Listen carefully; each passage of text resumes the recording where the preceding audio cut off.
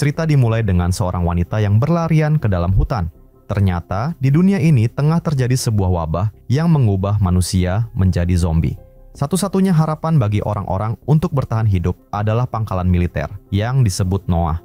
Wanita tersebut akhirnya berhasil mencapai jalan raya, namun tiba-tiba ia justru tertabrak ambulans.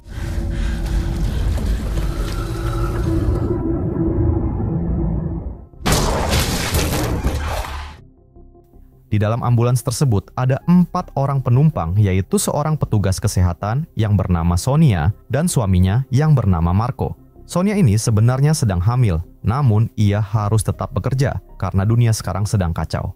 Mereka sedang membawa 2 petugas polisi yang salah satunya terinfeksi virus, tetapi belum sepenuhnya berubah menjadi zombie. Polisi wanita yang bernama Perez memerintahkan Sonia untuk menunjukkan luka temannya. Setelah melihat kondisinya semakin memburuk, Perez memerintahkan Sonia dan Marco untuk menghentikan mobilnya karena dia berniat untuk menghabisi temannya itu.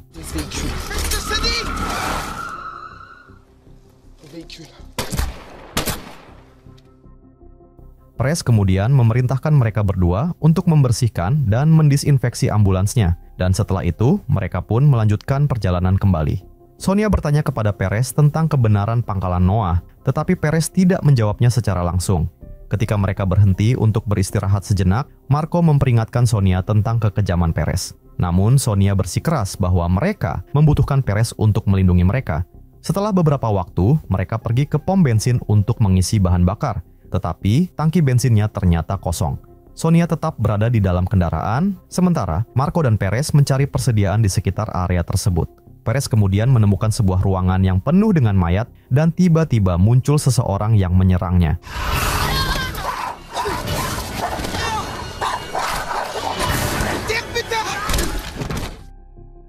Dan untungnya penyerang itu bukanlah zombie.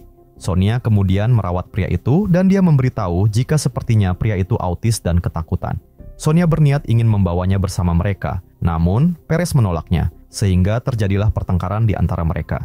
Perez mengangkat senjatanya dan meminta mereka untuk memberikan kunci ambulans, sementara Marco juga mengangkat senjatanya untuk melindungi istrinya, sehingga ketegangan itu pun berujung pada perkelahian.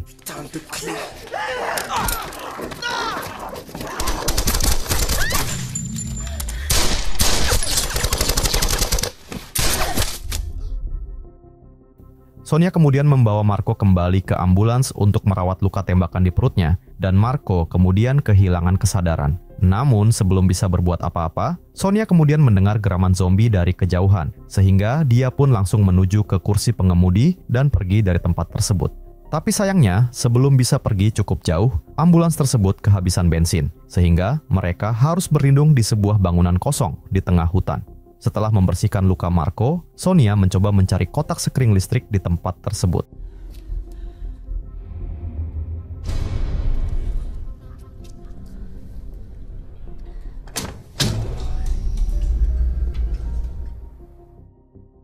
Beberapa saat kemudian, ketika mereka sedang beristirahat, tiba-tiba terdengar suara helikopter yang terbang di atas mereka. Hal ini memberi Sonia harapan bahwa mereka masih bisa diselamatkan. Namun ketika ia membelai suaminya, terlihat rambut Marco yang rontok.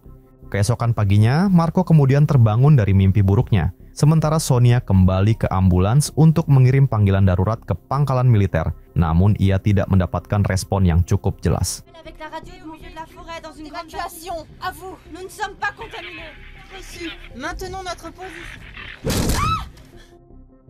Kembali ke gedung, Sonia memberitahu Marco bahwa dia barusan telah melakukan kontak dengan Noah. Sonia cukup yakin bahwa pesan itu akan sampai ke pangkalan dan mereka akan diselamatkan. Namun Marco mengingatkannya untuk tidak terlalu mudah percaya kepada orang asing.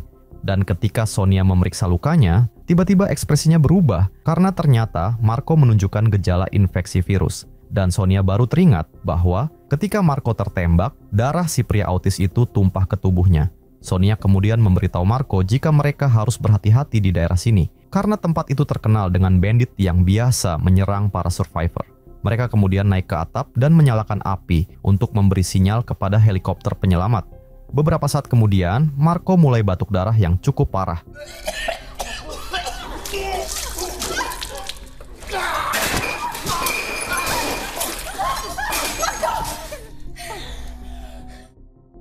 Ketika terbangun, mereka berdua mulai membicarakan tentang virus yang sudah menjangkit tubuh Marco. Sepertinya pria autis sebelumnya sudah terinfeksi virus, namun ia memiliki kekebalan tubuh, sehingga ia tidak berubah menjadi zombie.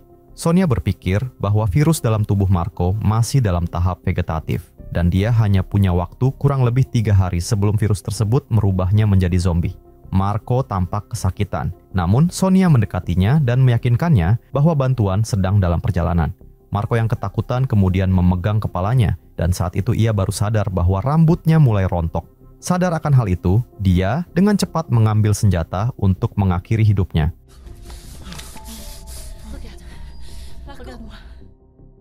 Sonia kemudian menghentikannya dan menunjukkan bahwa ia dulu pernah digigit pasien zombie, namun ia tidak berubah karena Sonia adalah salah satu orang yang memiliki kekebalan terhadap virus tersebut. Sonia percaya bahwa dengan bantuan para ilmuwan, mereka pasti bisa membuat vaksin dari darahnya, sehingga Marco juga akan sembuh. Sonia perlahan mendekati suaminya dan mengatakan bahwa ia akan selalu bersamanya. Seiring berjalannya waktu, virus tersebut perlahan-lahan menggerogoti tubuh Marco. Ia terpaksa memakai obat-obatan untuk mengurangi rasa sakitnya. Namun, Marco menjadi kecanduan, sehingga Sonia terpaksa melarangnya. Dan hal itu membuat Marco menjadi sangat marah.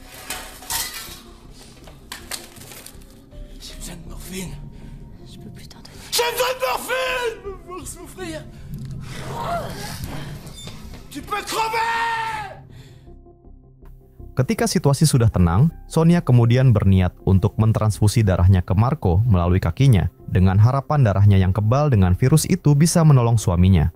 Namun setelah beberapa saat, tidak terlihat perubahan apapun yang menunjukkan semuanya menjadi lebih baik.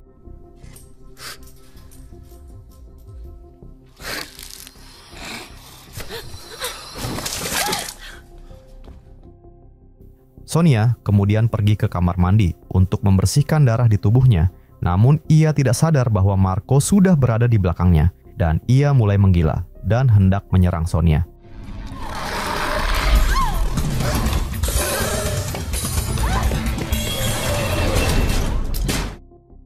Sonia akhirnya berhasil bersembunyi dan mengunci pintunya.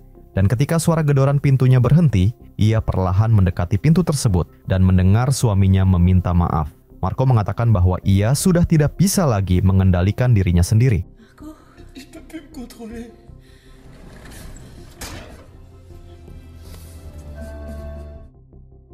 Setelah kejadian itu, mereka berdua sepakat untuk mengakhiri penderitaan Marco dengan menggunakan suntik mati. Sonia kemudian menyuntiknya dengan obat pertama yang membuat Marco tertidur.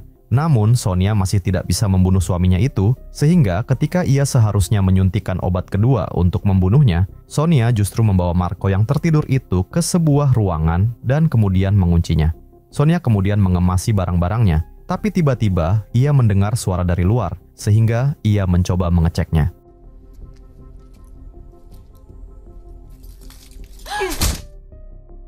Ketika terbangun, Sonia mengira jika ia sedang berbicara dengan tentara dari Noah. Namun ternyata orang-orang ini adalah para bandit yang akhirnya menemukan keberadaan mereka.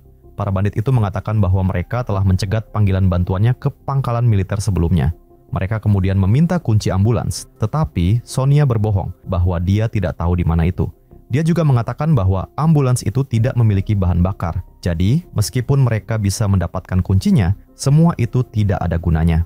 Si bandit wanita yang bernama Jun kemudian bertanya di mana teman Sonia yang lain berada. Namun, Sonia mengatakan bahwa ia berada di sini seorang diri. Sang pemimpin yang bernama Frank kemudian membawa Sonia ke salah satu anak buahnya yang terluka setelah pertarungan mereka dengan para zombie dan memintanya untuk merawat lukanya. Jun meyakinkan Frank untuk segera membunuh Sonia dan mengambil ambulan tersebut. Sementara Sonia masih sibuk merawat luka anak buah sang bandit yang bernama Abel. Sonia kemudian mencoba mengorek informasi darinya tentang radio yang dipegang Abel. Ia kemudian mengatakan bahwa radio tersebut hanya dapat menerima transmisi, tetapi tidak dapat mengirimnya. Sementara itu, bandit lain yang bernama Virgil memperhatikan luka gigitan milik Sonia, namun ia tidak mengatakan apa-apa. Frank kemudian memerintahkan Sonia dan Virgil untuk mengumpulkan bahan bakar di pagi hari. Beberapa saat kemudian, Sonia menyelinap ke ruang bawah tanah untuk menemui Marco.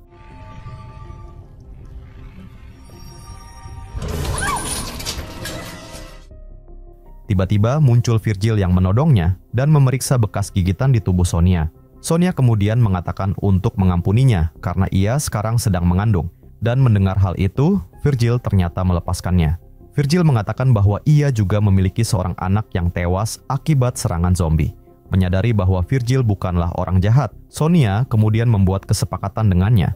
Ia akan memberikan kunci ambulans tersebut kepada Virgil, asalkan ia boleh menggunakan radio milik mereka. Keesokan paginya, Sonia dan Virgil pergi untuk mencari bahan bakar. Namun, Virgil ternyata membawa Sonia ke markas mereka. Sonia kemudian memberikan kunci ambulans kepada Virgil, sementara dia menuju ke radio mereka. Saat Sonia sedang menghubungi Noah untuk meminta evakuasi darurat, tiba-tiba terdengar suara dari kejauhan. Virgil langsung mengambil goloknya dan mengecek sumber suara tersebut.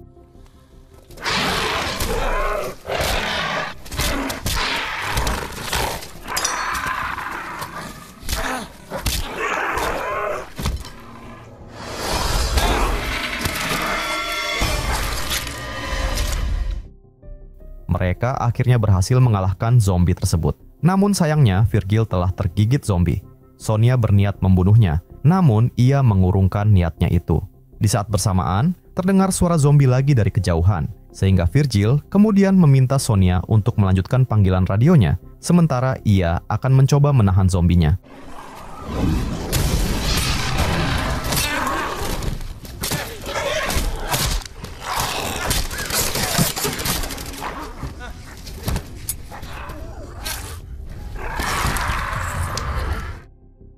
Untuk meyakinkan militer agar menyelamatkannya, Sonia mengatakan kepada mereka bahwa dia kebal terhadap virus tersebut.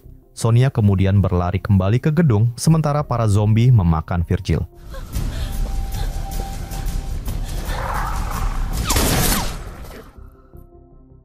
Frank kemudian membawa Sonia dan mulai memukulinya untuk menanyakan di mana kunci ambulans. Sementara itu, Marco akhirnya berubah menjadi zombie.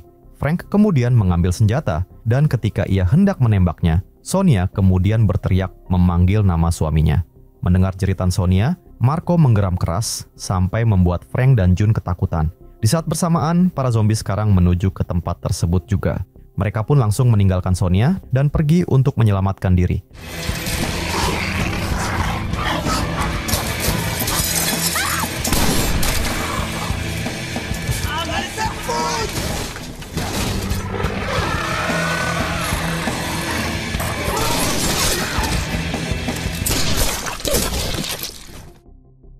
Sementara itu, Marco akhirnya berhasil membuka pintunya. Di saat bersamaan, Frank dan June telah tiba di perpustakaan dan ia langsung melempar bom asap untuk menutupi jejak mereka. Namun sepertinya hal itu sia-sia karena para zombie masih bisa menemukan keberadaannya.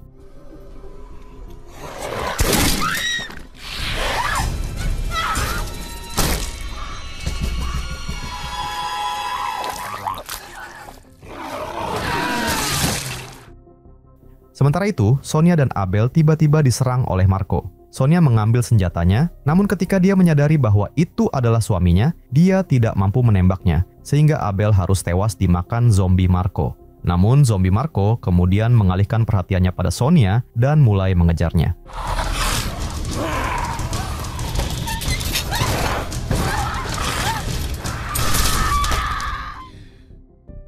Dan ketika Sonia memeriksa keluar, ternyata dia tidak menemukan tubuh Marco. Sonia kemudian mendengar radio yang mengatakan bahwa panggilan evakuasinya telah dikonfirmasi dan mereka akan tiba di tempat tersebut dalam waktu 12 menit.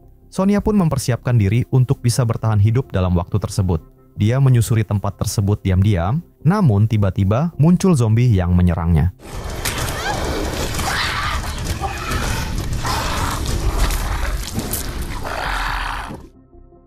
Dan entah kenapa, tiba-tiba muncul zombie Marco yang menyerang zombie tersebut, sehingga Sonia akhirnya berhasil melarikan diri melalui saluran ventilasi menuju keluar. Namun ternyata pintu pagarnya masih terkunci, sementara zombie Marco akhirnya berhasil mengejarnya.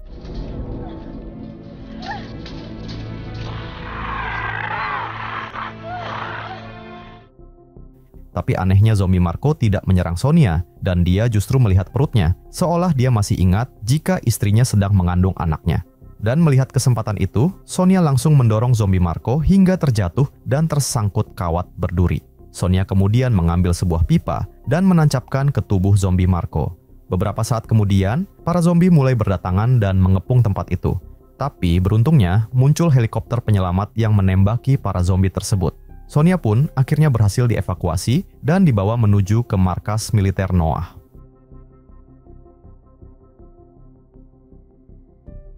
Cerita dimulai di sebuah apartemen dan di dalamnya terdapat seorang gamer yang sedang streaming yang bernama Junwoo. Ia berada sendirian di sana karena orang tuanya sedang berkunjung ke rumah saudaranya. Di tengah permainan, beberapa teman Junwoo mulai mengirim chat tentang berita aneh yang mereka dengar di televisi. Dan karena penasaran, Junwoo pun menyalakan TV di apartemennya. Tiba-tiba muncul peringatan darurat di TV dan juga di ponsel Junwoo. Ternyata pada saat ini telah terjadi sebuah wabah misterius yang mengubah orang-orang menjadi zombie yang ganas. Dan bersamaan dengan itu, di luar apartemennya terlihat kekacauan yang mulai terjadi.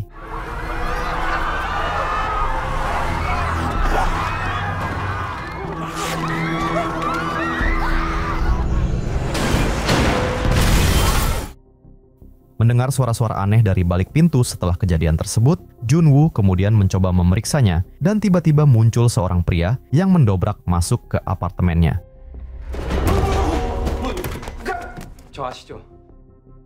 Junwoo berusaha mengusir pria asing yang merupakan tetangga di sebelahnya itu. Namun, karena pria itu berjanji akan pergi setelah menggunakan toilet, Junwoo pun terpaksa mengalah. Pada saat itu, ia mendengar berita tentang penularan virus melalui darah akibat gigitan atau luka. Junwoo yang sadar jika tetangganya tadi terluka, kemudian langsung mengambil pisau dan menodongkan pada pria tersebut. Namun semuanya sudah terlambat, karena pria tersebut kemudian berubah menjadi zombie dan langsung menyerang Junwoo.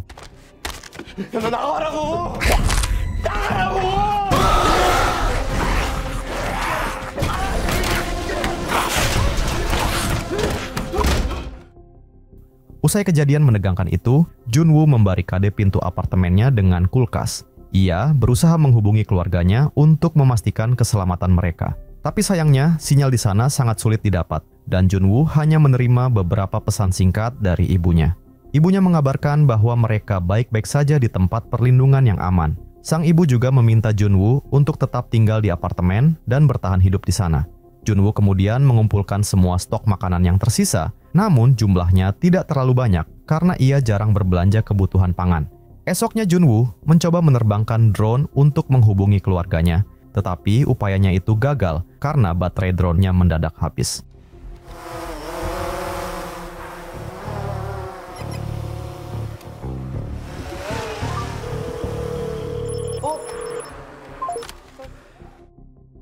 Malam harinya, Junwoo terbangun karena suara seorang polisi yang berjuang melawan gerombolan zombie di luar. Namun, ia sangat kewalahan harus melawan beberapa zombie sendirian.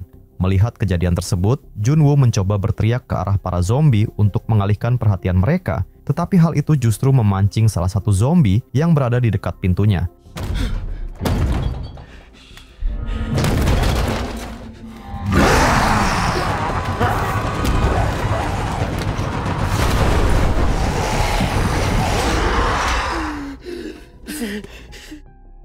Akibat insiden tersebut, makanan yang ada di kulkas terjatuh semua dan hanya dalam waktu 1 minggu, Junwoo telah menghabiskan stok mie instan terakhirnya. Namun kesialan masih belum berhenti karena tiba-tiba air di apartemen tersebut mati, sehingga kini ia hanya memiliki sedikit camilan dan beberapa botol minuman keras milik ayahnya. 2 minggu kemudian, keadaan Junwoo mulai tidak karuan. Akibat kekurangan makanan dan air putih, Junwoo hanya makan camilan dan minuman keras, sehingga membuatnya berhalusinasi akan keluarganya.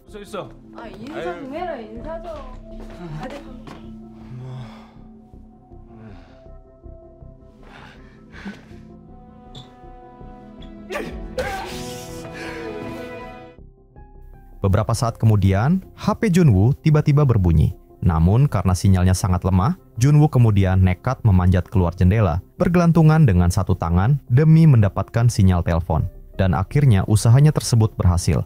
Junwoo akhirnya berhasil tersambung. Namun ia justru harus menerima kenyataan pahit ketika ia mendengar jeritan dan kata-kata terakhir keluarganya sebelum diserang zombie.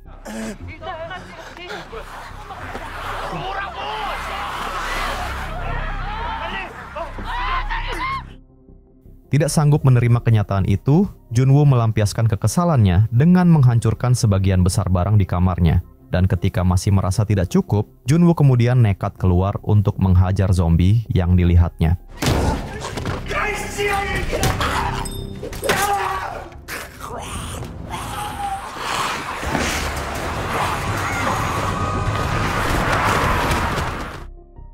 Dan karena jumlah zombinya terlalu banyak, Junwoo kemudian mencoba mundur secara perlahan sampai akhirnya ia berhasil menyelinap masuk ke dalam apartemennya kembali.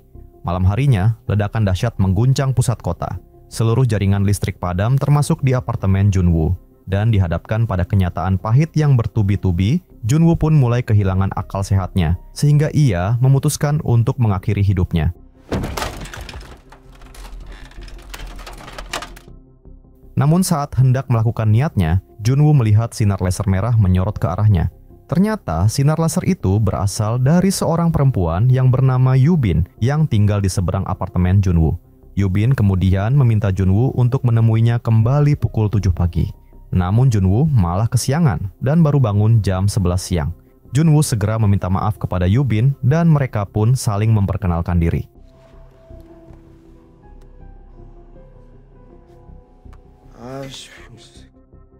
Ketika Junwoo mengatakan bahwa ia membutuhkan makanan, tiba-tiba terdengar suara gaduh dari balik pintu apartemen Yubin, sehingga ia meminta Junwoo untuk menemuinya kembali esok hari. Ternyata suara itu berasal dari zombie yang terjebak perangkap yang dipasang oleh Yubin, dan dia pun langsung menghabisi zombie tersebut.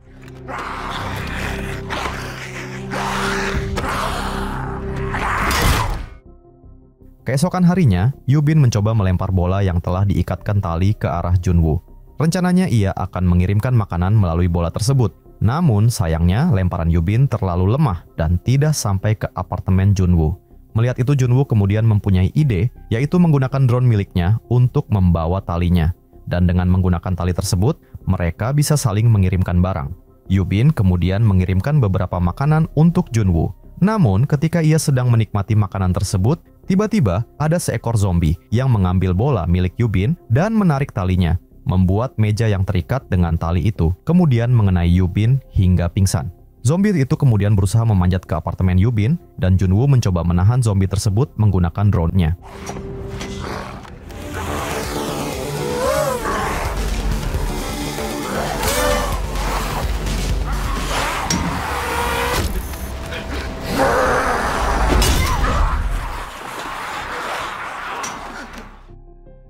Beberapa saat kemudian, persediaan makanan dari Yubin hanya cukup untuk 2 hari ke depan, sehingga Junwoo memutuskan untuk keluar apartemen dan mencari tambahan makanan.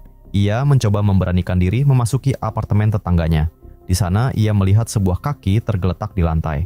Dengan hati-hati, Junwoo melempar sepatu ke arah kaki tersebut, tapi tidak ada reaksi yang terlihat.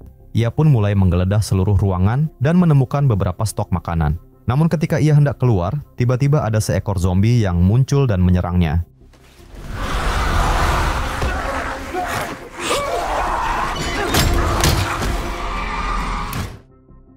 Junwoo kemudian mengirimkan sebagian makanan dan walkie-talkie kepada Yubin agar mereka bisa berkomunikasi dengan lebih mudah. Dan sejak saat itu, mereka berdua memutuskan untuk bertahan hidup bersama. Meskipun terpisah oleh gerombolan zombie dan terjebak dalam situasi yang mengerikan, keterbatasan itu justru semakin mendekatkan mereka berdua.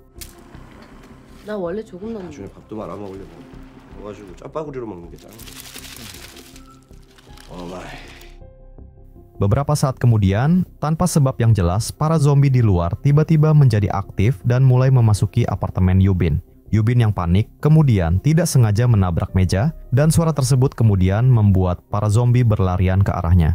Dihadapkan pada situasi genting ini, Junwoo dan Yubin kemudian memutuskan untuk pergi dari tempat itu dengan menerobos kepungan zombie.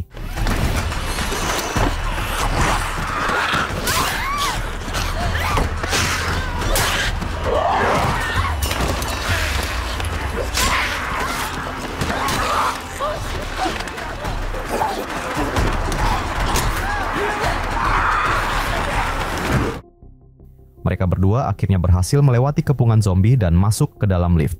Yubin mengajaknya pergi ke lantai 8 karena ia yakin lantai itu aman setelah ia mengamatinya di malam sebelumnya. Namun, perkiraan Yubin ternyata salah karena para zombie telah mengikuti mereka sampai ke tempat itu juga.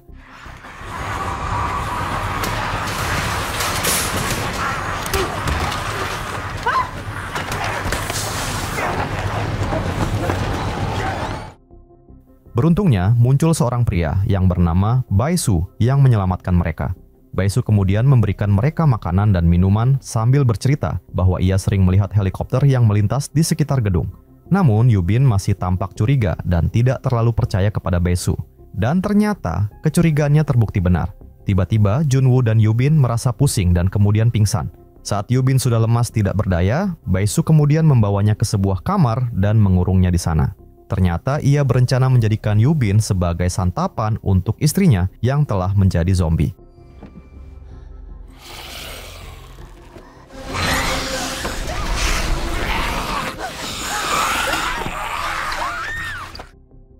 Tidak lama kemudian, Junwoo akhirnya tersadar dan langsung menodongkan pistol ke arah Baisu.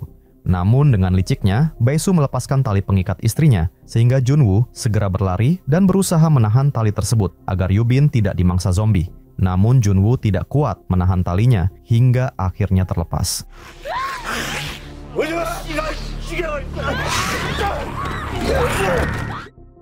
Beberapa saat kemudian, suasana di dalam kamar menjadi sepi dan Baisu kemudian langsung membuka kamarnya.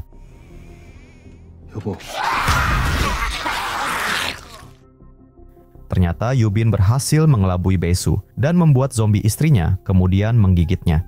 Namun Baisu justru membiarkan zombie tersebut meneruskan gigitannya karena ia sangat mencintai istrinya itu. Dan melihat hal itu, Yubin kemudian langsung mengakhiri penderitaan mereka berdua.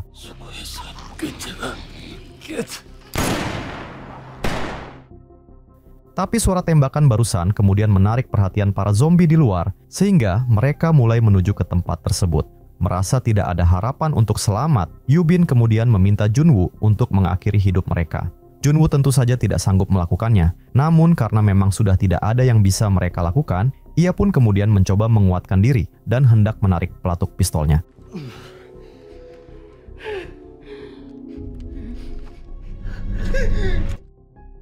Namun tiba-tiba terdengar suara helikopter dari luar. Dan melihat hal itu, mereka pun langsung menerobos keluar untuk menuju atap gedung.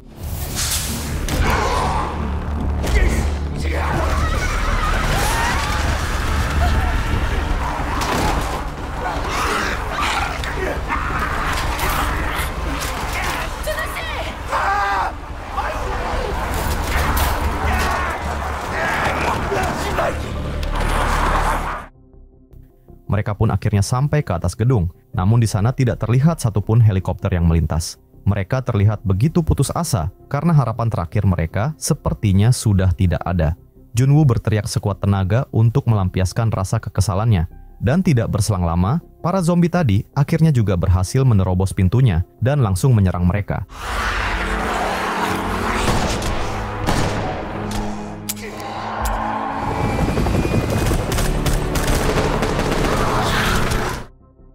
Dan ketika mereka sudah menerima nasib mereka, tiba-tiba muncullah sebuah helikopter yang akhirnya menyelamatkan mereka. Setelah kejadian itu, jaringan internet kemudian mulai pulih, sehingga para survivor yang masih selamat bisa meminta pertolongan melalui postingan sosial media mereka. Cerita dimulai dengan seorang pemuda bernama Arti yang sedang berlari sambil tersenyum bersama seorang gadis bernama April.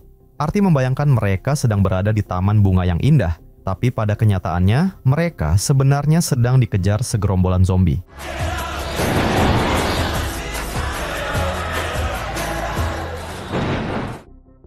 Diceritakan bahwa Arti pertama kali bertemu dengan April saat ia pindah menjadi tetangga rumahnya waktu kecil.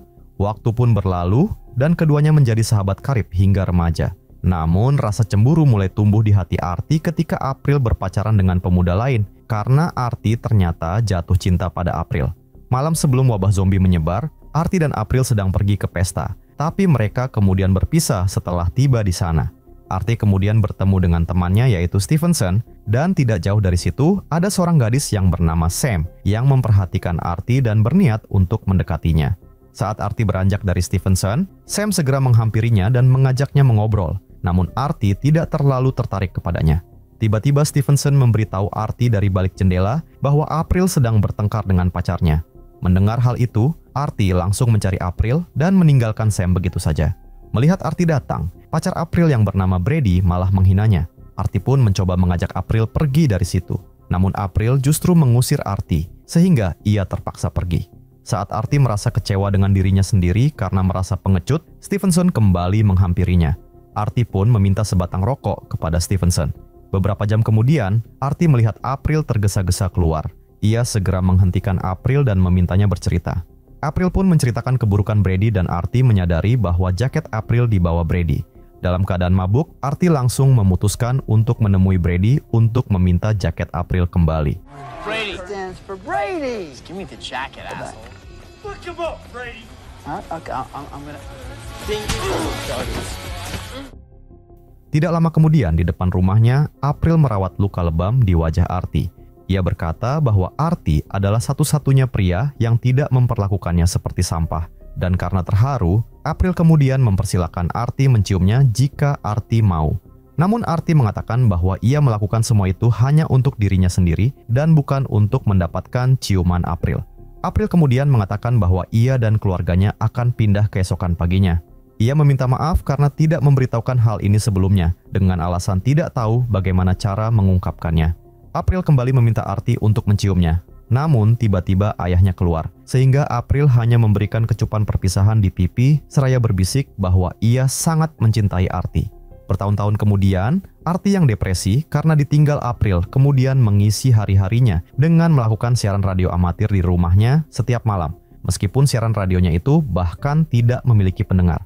Setiap hari ia habiskan dengan bersantai dan membaca satu-satunya kartu pos dari April. Dalam kartu pos itu, April bercerita tentang perasaannya yang terkekang tinggal di tempat tinggalnya yang baru, dan dia yakin bahwa suatu hari nanti Artie akan datang menjemputnya. Suatu malam saat makan malam, ayah Artie memaksa Artie untuk pergi ke psikiater agar ia bisa move on. Sehingga keesokan harinya, Artie menemui seorang psikiater yang bernama Dr. Lyle.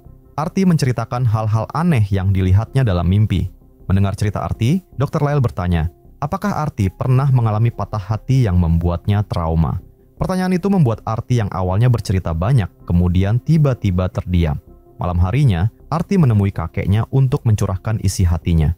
Artie berkata bahwa ia tahu jika ia harus berubah, tetapi belum tahu bagaimana caranya. Kakeknya berkata bahwa setiap orang membutuhkan bantuan orang lain. Mengetahui jika Artie masih depresi karena kepergian April, kakeknya berkata bahwa hidup adalah tentang perjalanan.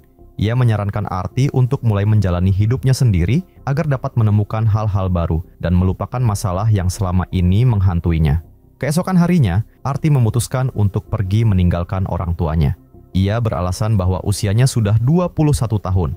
Artie berniat untuk mencari keberadaan April. Dan meskipun ayahnya mengatakan bahwa April belum tentu masih tinggal di rumah yang sama, karena kartu pos itu dikirim 3 tahun yang lalu. Namun Artie tidak peduli. Setelah berpamitan, Artie pun berangkat dengan mengendarai mobil milik kakeknya. Beberapa saat kemudian, ketika dalam perjalanan, saat ia sedang asik mengganti saluran radio, Artie dikejutkan oleh seseorang yang sedang memakan orang lain di tengah jalan.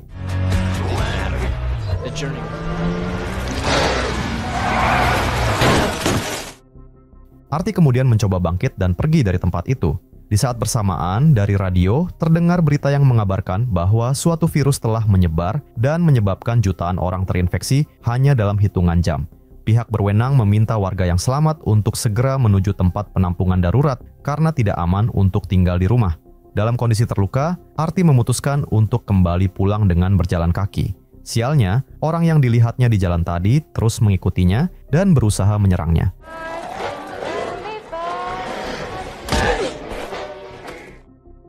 Saat itu, Artie belum menyadari bahwa orang tersebut telah berubah menjadi zombie. Beberapa saat kemudian, ia sampai di rumah dan mendapati suasana rumah yang sangat sunyi. Merasa ada yang tidak beres, Artie mengambil tongkat baseball untuk berjaga-jaga dan perlahan memasuki rumah. Dan benar saja, ia melihat ada 2 zombie yang sedang memakan seseorang dan kemudian menyerangnya. Setelah berhasil mengalahkan kedua zombie itu, Artie merasa heran karena tidak menemukan keluarganya. Tapi belum sempat lega, tiba-tiba orang yang dimakan oleh zombie tadi bangkit dan menyerangnya.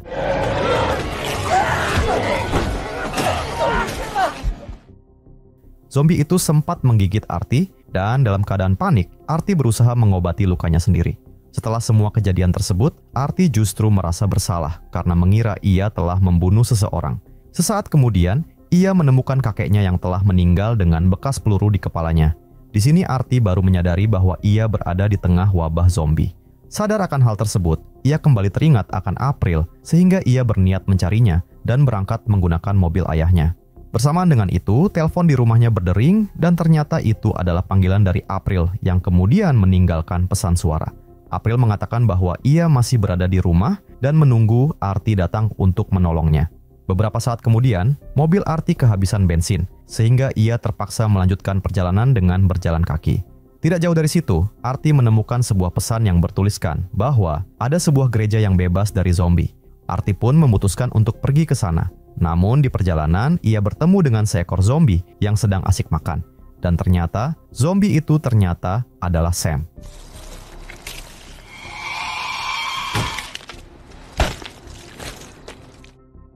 Saat melanjutkan perjalanan, Artie hampir saja menghabisi seekor zombie yang dirantai.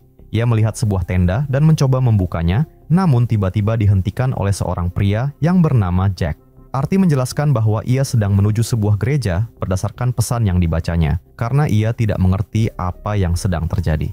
Mendengar penjelasan Artie, Jack menjawab bahwa yang terjadi adalah orang-orang telah berubah menjadi zombie akibat air minum yang dikontaminasi oleh teroris, tapi sebenarnya itu juga hanya spekulasinya saja. Setelah menyimpulkan bahwa Artie bukanlah ancaman, Jack mengizinkan anaknya yang bernama Regan keluar dari tenda. Melihat gadis cantik itu, Artie langsung salah tingkah sambil memperkenalkan dirinya. Artie kemudian bertanya, kenapa zombie itu tidak dibunuh? Mendengar pertanyaan itu, Regan mengatakan bahwa zombie yang dirantai tersebut sebenarnya adalah saudaranya, dan ia yakin jika suatu saat nanti vaksin untuk wabah ini akan ditemukan. Malam harinya, Artie menunjukkan luka di tangannya kepada Regan dan Jack. Melihat luka itu, Regan mengatakan jika saudaranya berubah menjadi zombie hanya dalam waktu singkat, sehingga ia berpikir jika Artie memiliki antibodi yang bisa melawan virus penyebab wabah zombie tersebut. Di tengah malam ketika mereka tertidur, mereka tiba-tiba terbangun karena mendengar suara gaduh, dan ternyata saudara laki-laki Regan telah terlepas dari rantai dan sedang menyerang Jack.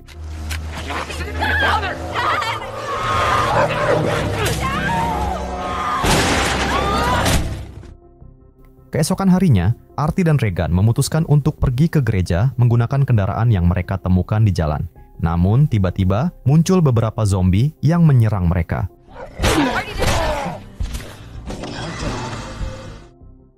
Beberapa saat kemudian, mereka pun akhirnya sampai di gereja yang dimaksud. Di dalam gereja, terlihat beberapa orang yang selamat yang sedang berdoa. Tidak lama kemudian, muncullah seorang pendeta yang bernama Todd yang menyambut kedatangan mereka. Namun Artie agak bingung melihat pintu gereja yang tidak dibarikade karena hal itu tentunya akan sangat berbahaya. Sambil membuka bajunya, Todd mengatakan bahwa ia bukanlah seorang pendeta, melainkan seorang pemburu zombie. Tujuannya adalah mencari orang-orang berani mati seperti Artie dan Regan. Ia sengaja membiarkan pintu gereja tidak dibarikade agar orang-orang di dalamnya menjadi umpan untuk menarik perhatian para zombie. Todd kemudian mengajak Artie dan Regan menemui rekan-rekannya. Di sana, Todd memberi instruksi kepada mereka untuk mengincar kepala zombie dan jangan sampai tergigit. Dan ketika salah seorang rekannya bertanya, bagaimana jika mereka tercakar? Namun, jawaban yang ia dapatkan justru sebuah peluru. Melihat ini, Regan langsung menutupi luka Artie karena ia tahu jika Todd adalah orang yang berbahaya. Ketika mereka sedang bersiap-siap, tiba-tiba muncul rekan Todd yang memperkenalkan diri kepada Artie.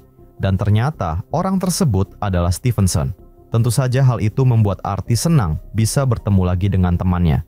Namun pembicaraan mereka terhenti karena Todd mengajak mereka semua untuk segera memulai misi mereka. Beberapa saat kemudian, Stevenson mengajak Artie pergi ke suatu tempat untuk berbicara. Namun tiba-tiba Stevenson menodongkan senjata ke arah Artie karena ia telah melihat luka gigitan di tangan Artie. Artie mencoba menjelaskan jika luka itu didapatkannya beberapa hari yang lalu. Artie kemudian menunjukkan obat yang diperolehnya dari Dr. Lyle, dan ia berpendapat jika ia tidak tertular karena telah mengonsumsi obat tersebut. Dan ketika Stevenson hendak mengambil obat tersebut, tanpa diduga Artie langsung menyerangnya. Stevenson pun berkata bahwa ia percaya saat ini Artie memang tidak berubah menjadi zombie. Tetapi jika suatu saat ia sampai berubah, maka Stevenson tidak akan segan membunuh Artie dan meminta Artie melakukan hal yang sama jika terjadi sebaliknya. Malam harinya, Todd mengajak mereka ke sebuah kafe sambil membersihkan semua zombie di tempat tersebut. Beberapa saat kemudian, setelah mereka selesai makan, Regan kemudian menyalakan musik dan mengajak Artie berdansa. Namun nahasnya, suara musik tersebut ternyata menarik perhatian para zombie di sekitar mereka yang langsung datang dan menyerang mereka.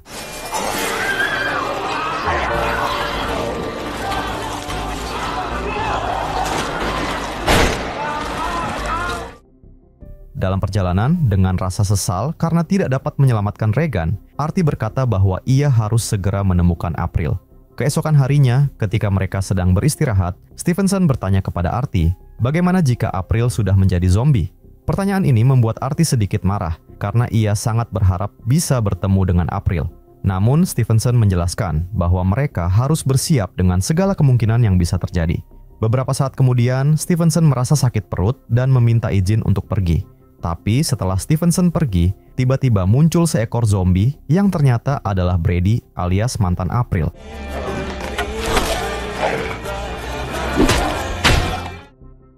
Stevenson kemudian datang dan buru-buru mengajak Artie untuk segera pergi karena ada lebih banyak zombie yang berdatangan. Beberapa saat kemudian di tengah perjalanan, mereka kembali terhenti karena ada seorang gadis yang berdiri di tengah jalan. Ketika mereka mencoba mengajaknya berbicara, ternyata gadis yang bernama Mary itu sudah tergigit zombie di tangannya. Dan ketika mereka berdebat tentang apa yang harus mereka lakukan kepada gadis itu, tiba-tiba Mary berubah menjadi zombie dan langsung menyerang mereka.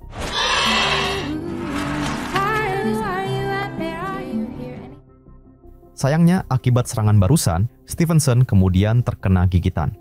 Stevenson yang merasa dirinya sudah terinfeksi, kemudian berniat mengakhiri hidupnya sendiri, namun Artie segera mencegahnya. Tapi tekad Stevenson sudah bulat dan meminta Artie untuk menghabisinya. No. Beberapa saat kemudian, Artie akhirnya sampai di rumah April, dan di sana ia langsung disambut oleh beberapa zombie. Dan akhirnya Artie menemukan April di dalam kamar. April terlihat sangat senang melihat kedatangan Artie. Namun belum selesai melepas rindu, tiba-tiba terdengar suara para zombie, sehingga mereka langsung berlari meninggalkan tempat tersebut.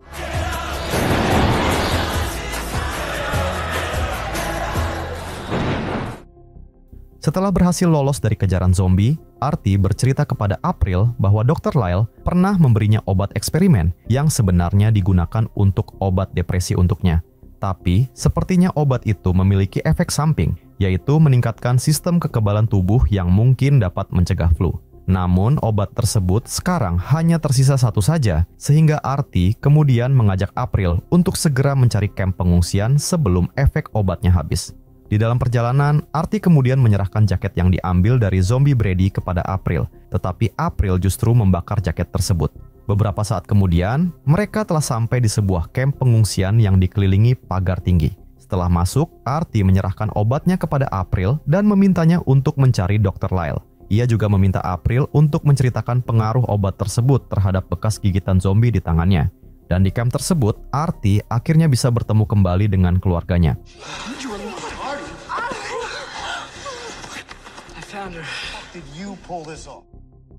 Malam harinya, Artie menceritakan tentang khasiat obat tersebut, meskipun ia sebenarnya tidak mengetahuinya dengan pasti. Yang ia tahu, sejauh ini ia tidak menunjukkan gejala infeksi virus zombie, meskipun telah tergigit.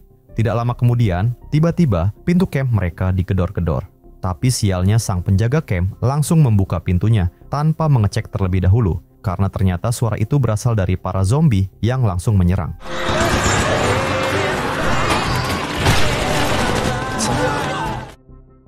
Melihat keluarganya dibantai dan dimakan oleh para zombie, Artie berusaha sekuat tenaga melindungi April.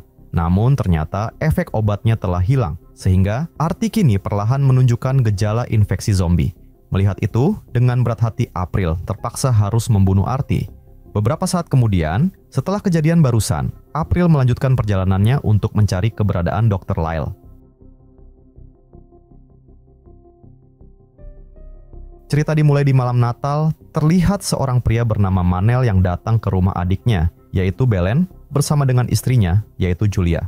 Manel terlihat begitu sayang kepada keponakannya yang masih kecil, tapi ia dan istrinya memiliki masalah tentang keinginan mereka untuk mempunyai anak, karena Manel masih merasa dirinya belum siap memiliki anak.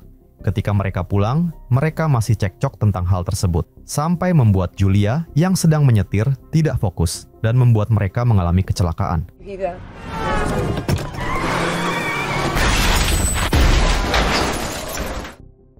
Dan akibat kecelakaan tersebut, Julia akhirnya meninggal.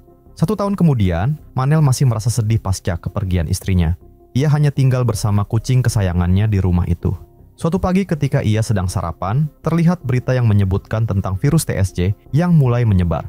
Namun Manel tidak terlalu memperhatikan berita tersebut dan memutuskan untuk pergi berbelanja.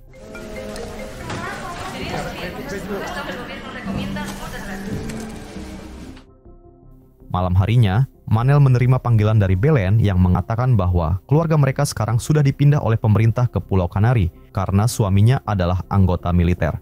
Belen meminta Manel untuk menyusul mereka karena ia khawatir kepada saudaranya yang tinggal sendirian itu. Manel sebenarnya tidak mau pergi, tapi karena Belen memohon dengan sangat, akhirnya Manel menuruti permintaan saudarinya itu.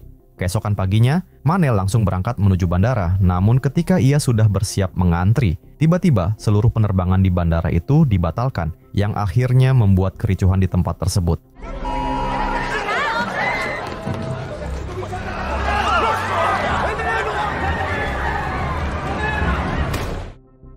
Manel kemudian hendak kembali pulang ke rumahnya, tapi jalanannya sangat macet, sehingga ia kemudian memutuskan untuk berjalan kaki.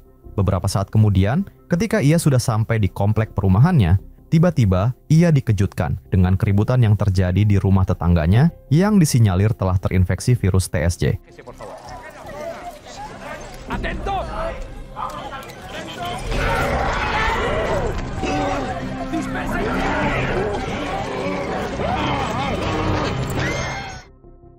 Keesokan paginya, Manel melihat berita dan juga sosial media yang kini memperlihatkan kekacauan yang mulai terjadi di mana-mana, sampai akhirnya jaringan komunikasi dan informasi diputus oleh pemerintah.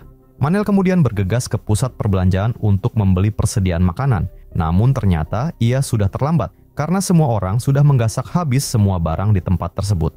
Namun ketika ia hendak pulang, tiba-tiba terlihat seorang polisi yang terluka yang bergegas masuk dan mengunci tempat tersebut. Tidak lama kemudian, orang-orang mulai berlarian ketika ada seekor zombie yang menyerang polisi lainnya.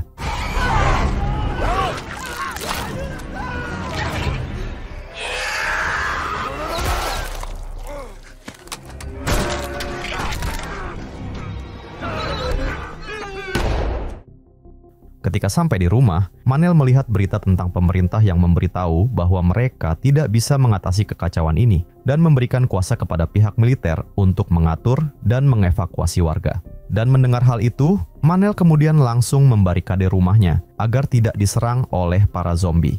Beberapa saat kemudian, terlihat pihak militer yang mulai mengevakuasi para warga, namun Belen kemudian meminta Manel agar tidak ikut evakuasi tersebut karena dirasa terlalu berbahaya. Sehingga ketika para tentara mencoba memeriksa rumahnya, Manel kemudian bersembunyi.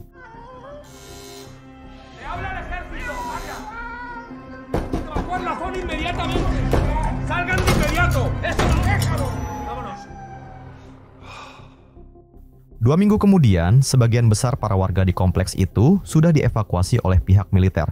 Sementara Manel sekarang sudah mulai kehabisan persediaan makanan. Ia selalu mencoba mengirimkan pesan video kepada Belen, namun semua pesannya tidak ada yang terkirim.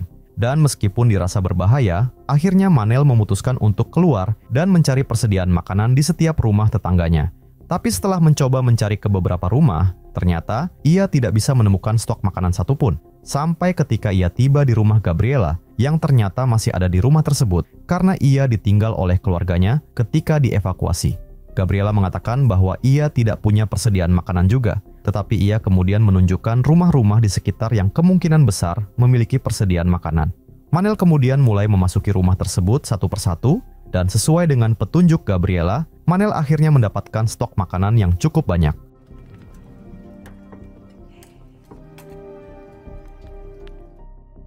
Keesokan paginya, Gabriela menghubungi Manel melalui walkie-talkie dan memintanya untuk mendengarkan siaran radio, karena sepertinya ada siaran yang mengatakan bahwa mereka menyediakan tempat aman bagi para survivor dan mereka bisa mengantarkan para survivor ke Pulau Canary.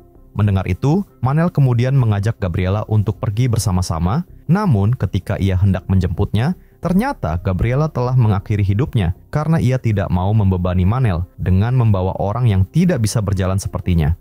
Manel terlihat begitu sedih dan ia segera meninggalkan rumah Gabriela. Namun di tengah perjalanan, tiba-tiba muncul seekor zombie yang menyerangnya.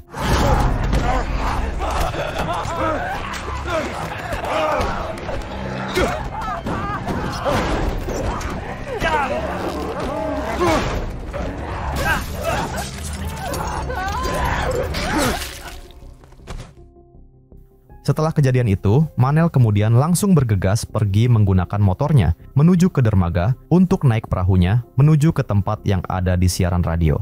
Namun, karena jalan tolnya ternyata diblok, Manel memutuskan melalui jalan pintas di hutan yang penuh dengan zombie.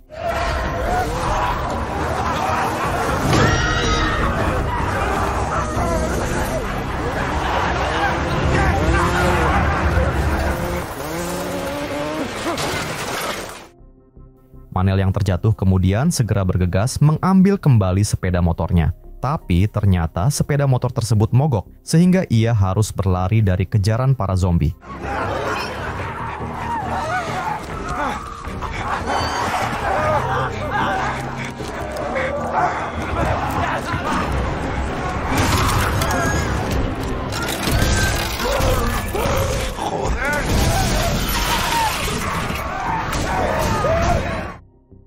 Dan akhirnya, Manel berhasil selamat dari kejaran para zombie tersebut. Ia pun segera menaiki perahunya dan mencoba menghidupkannya, tetapi ia tidak bisa karena bensinnya ternyata habis. Namun, tiba-tiba ia mendengar suara dari dalam kabin perahunya, sehingga Manel mencoba mengeceknya.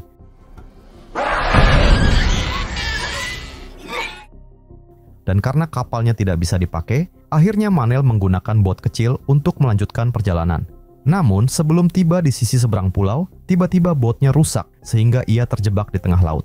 Tapi untungnya, muncul sebuah kapal lain yang kemudian menyelamatkannya.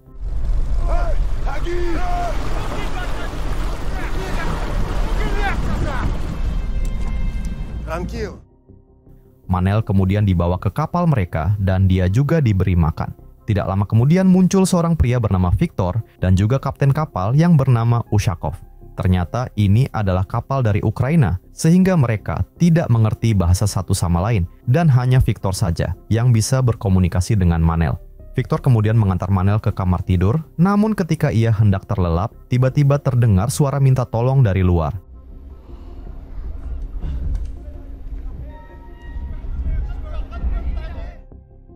Ternyata ada beberapa orang survivor yang mengendarai bot kecil sepertinya. Keesokan paginya ketika Manel hendak sarapan, ia kemudian menanyakan tentang keberadaan para survivor yang dilihatnya tadi malam. Tapi Victor mengatakan bahwa tidak ada siapapun yang datang tadi malam. Mendengar itu, Manel menjadi agak curiga dengan kapal ini. Apalagi ketika ia melihat bot yang ditumpangi para survivor tadi malam dan juga semua orang-orang ini memiliki persenjataan lengkap. Manel kemudian melihat salah satu awak kapal yang mengunci pintu dek bawah dan dia curiga jika para survivor tadi malam berada di tempat tersebut. Manel kemudian mencoba menanyakan apa yang sebenarnya terjadi kepada Victor dan juga mengajak dia untuk melarikan diri dari tempat ini. Namun Victor meminta Manel untuk jangan mencari masalah dengan Ushakov karena dia adalah orang yang sangat berbahaya. Malam harinya, Manel berniat untuk kabur dari kapal tersebut. Tapi sebelumnya, ia ingin memastikan apakah para survivor tersebut memang berada di bawah dek kapal. Dan ternyata memang benar. Manel kemudian segera melepaskan orang-orang yang diikat itu. Namun orang tersebut justru langsung lari dan sialnya ia bertemu dengan salah satu awak kapal.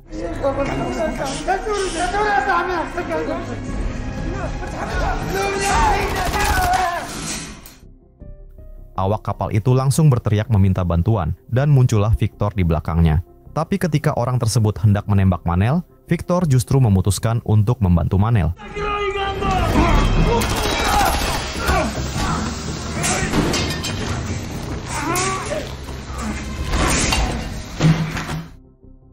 Mereka bertiga kemudian mengendap-endap menuju keluar untuk melarikan diri. Namun ketika mereka sudah bersiap untuk menghidupkan kapalnya, tiba-tiba mereka ketahuan oleh para awak kapal yang langsung menembaki mereka.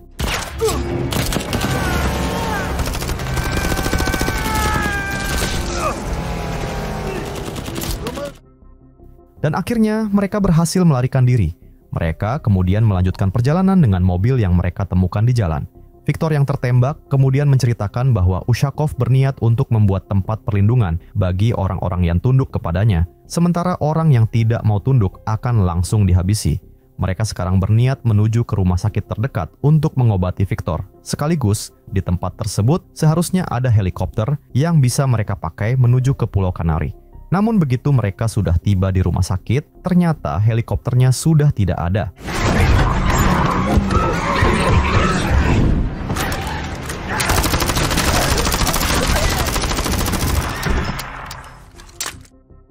Mereka berdua kemudian bergegas masuk ke rumah sakit untuk mencari obat. Victor kemudian meminta Manel untuk mengeluarkan peluru yang bersarang di pundaknya, namun Manel tidak mengerti bagaimana caranya. Tiba-tiba, ia mendengar suara anak-anak dari lubang ventilasi, sehingga Manel mencoba mencari sumber suara tersebut. Dan ketika ia merasa sumber suara tersebut semakin dekat, ia mencoba memanggil-manggil melalui lubang ventilasinya, namun sayangnya suaranya justru terdengar oleh para zombie di dekat situ.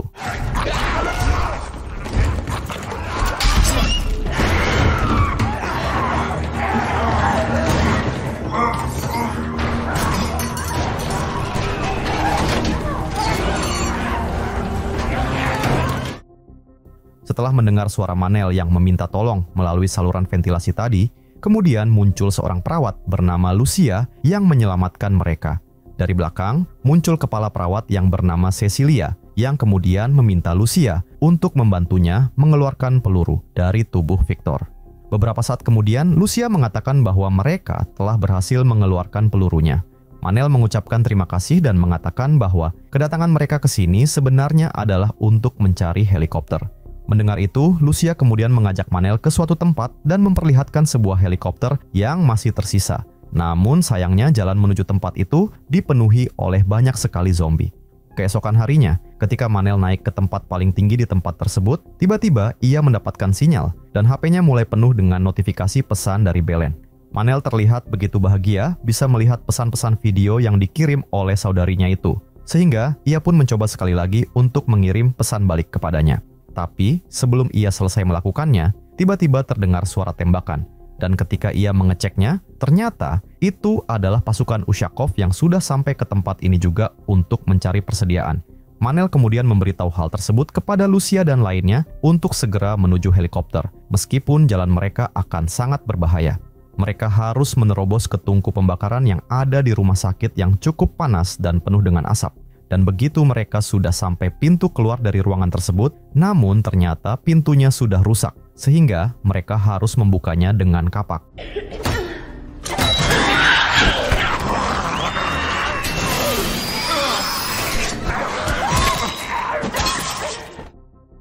Cecilia yang telah tergigit kemudian meminta mereka untuk melanjutkan perjalanan tanpa dirinya.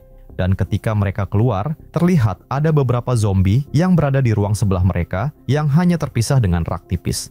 Mereka pun mencoba mengendap-endap agar tidak terdengar oleh para zombie, sampai salah satu anak tersebut melihat jika salah satu zombinya adalah ibunya. Suara anak tersebut mulai menarik perhatian para zombie, sehingga mereka langsung mulai bergerak untuk menyerang.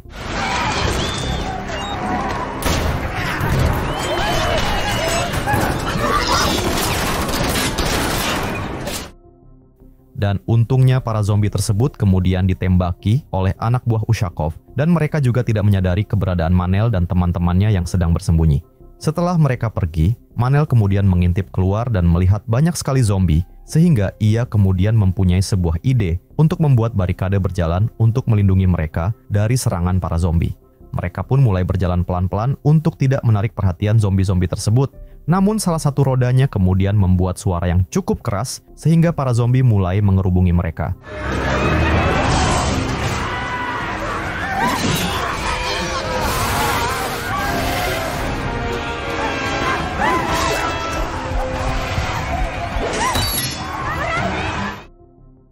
Dan untungnya mereka berhasil memasuki area helikopter. Namun ketika Victor hendak menyalakannya, ternyata helikopter tersebut tidak mau menyala, sehingga ia masih butuh waktu untuk mencari masalahnya. Manel pun mencoba menahan para zombie tersebut yang mulai masuk satu persatu.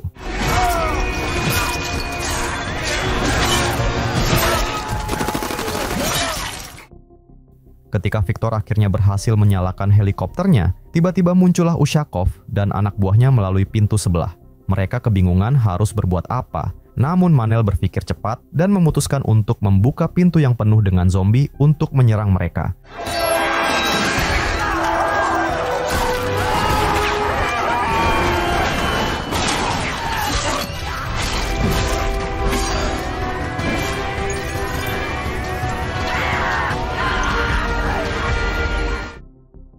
Dan akhirnya mereka berhasil melarikan diri dari serangan para zombie sekaligus pasukan Ushakov. Beberapa saat kemudian, mereka bisa dengan tenang melanjutkan perjalanan menuju ke Pulau Kanari. Dan ketika sudah dekat dengan tempat tujuan, Belen akhirnya berhasil menghubungi Manel melalui HP-nya. Suara panggilan tersebut terputus-putus, namun ia bisa mendengar bahwa Belen melarang mereka untuk datang ke Pulau Kanari, karena virus tersebut sekarang juga sudah menyebar di sana. Bersamaan dengan itu, terlihat beberapa pesawat tempur yang menuju ke tempat tersebut juga.